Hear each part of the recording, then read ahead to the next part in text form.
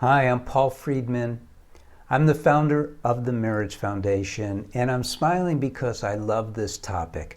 It's Secrets of Long-Term Relationship. Now, obviously we're talking about marriage, aren't we? In one form or another, because these days not everyone goes the legal route. There's so much fear in our society. But long-term, we picture that sweet old man and woman walking hand in hand, with this contentment, this aura of peace that surrounds them. We're not talking about the ones that are still fighting and arguing and bickering, because that's not what we want. We get married, and this is the key. So stay with me. This is really cool. And by the way, you should subscribe, because everything that we talk about at the Marriage Foundation is really cool, because we approach marriage from a perspective of reality. And what is the reality of being married? We get married for two primary reasons. What are those? Number one, we want to be happy. We fall in love with the person that we're going to marry. And we know in our heart of hearts that this person will bring us so much happiness. Doesn't always work out that way because we're not educated, but we know intuitively that that's how it should be. And that's why you want to know the secret yourself. So number one, we want to be happy. Which means that if you want to be happy, they've done studies on this. And they ask, who are the happiest people? The happiest people in the world are those who give of themselves. And so we need to change our perspective. We in the world have to be so careful to make sure we don't lose what little we have, because someone will take it. But marriage is different. Marriage is a very unique venue. It's a safe space. I call it the sacred space of marriage, where you're able to give and give some more. People talk about being open in your relationship, and they misunderstand that. They talk about sharing all their grief, their troubles, their worries, their fears. And that's not what it's all about. It means sharing your heart, opening your heart, coming from that place that is so beautiful. The second reason that we get married is more important, actually, because it has to do with evolution. You see, we're evolutionary beings. We're human beings created in God's image, but we have so many flaws. We are evolving towards that perfection all the time, or that's what we're supposed to be doing. Most people don't, honestly.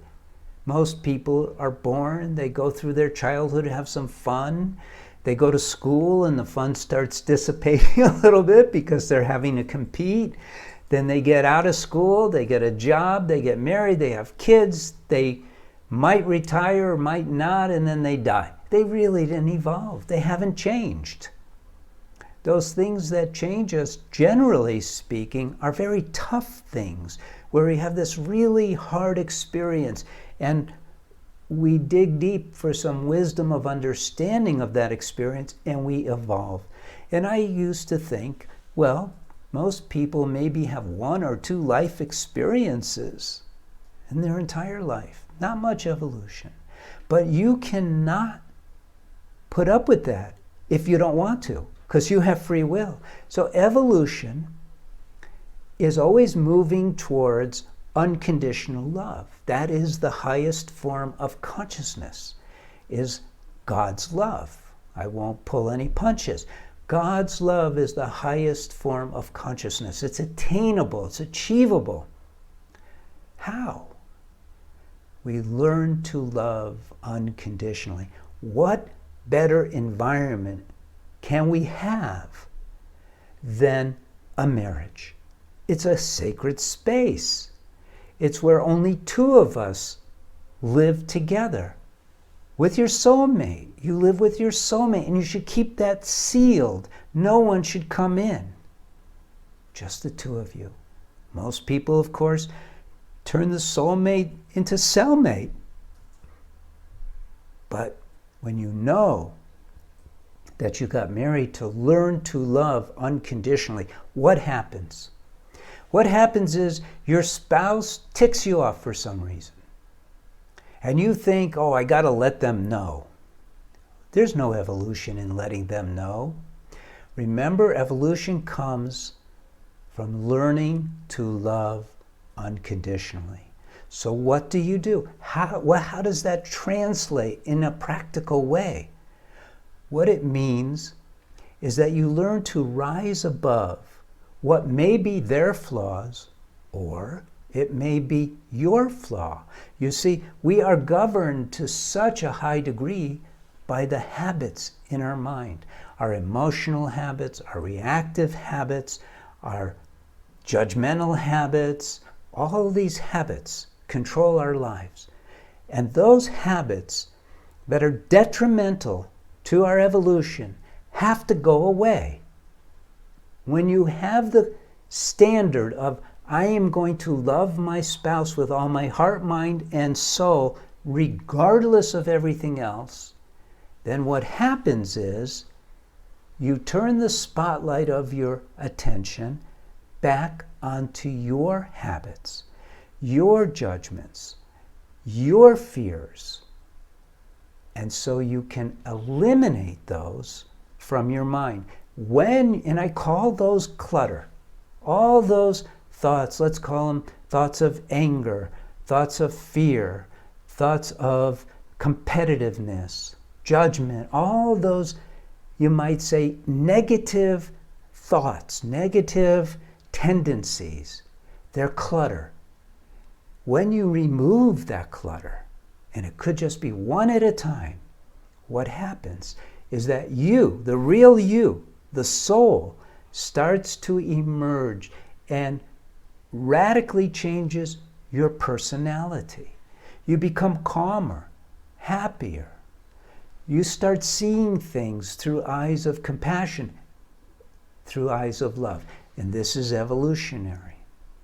It is the secret of a long-term, happy relationship, joy-filled relationship, is evolving as an individual.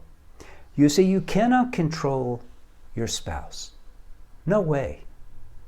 You may be able to manipulate them today over a particular topic, and they may let it go. But a person is who a person is. You are who you are. Only you can change yourself, and your spouse, only they can change themselves.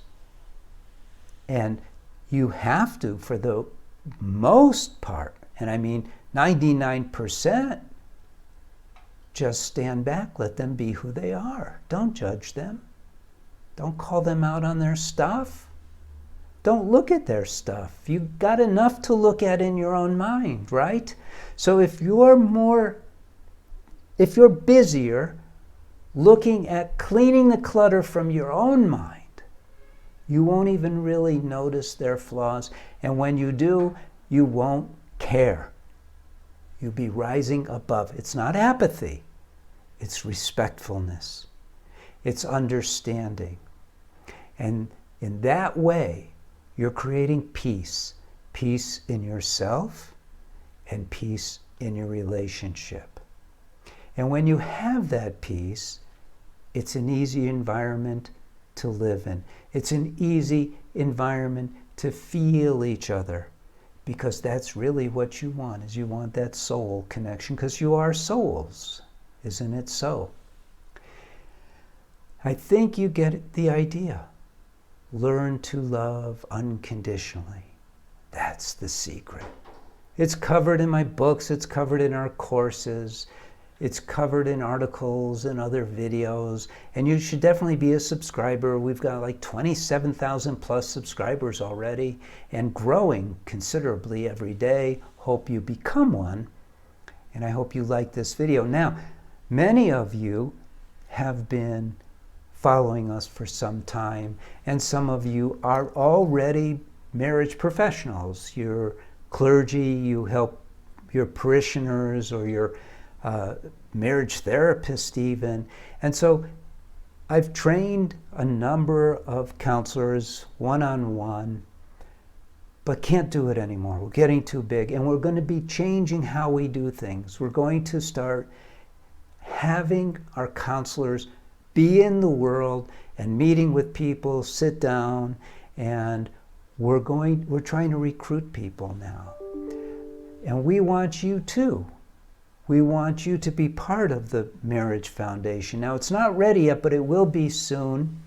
So I would love for you to let us know. Go ahead to the website and go to the contact and let customer support know that when it is ready, you want to be notified, and we will.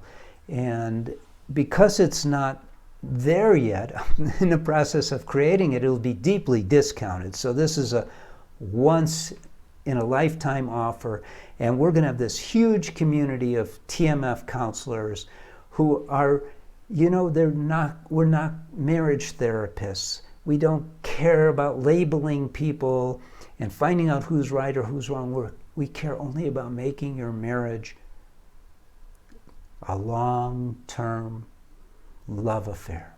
That's where it's at. Thank you for joining me. Again, I'm Paul Friedman. I'm the founder of the Marriage Foundation. I appreciate you. I care for you. God bless you, and take care.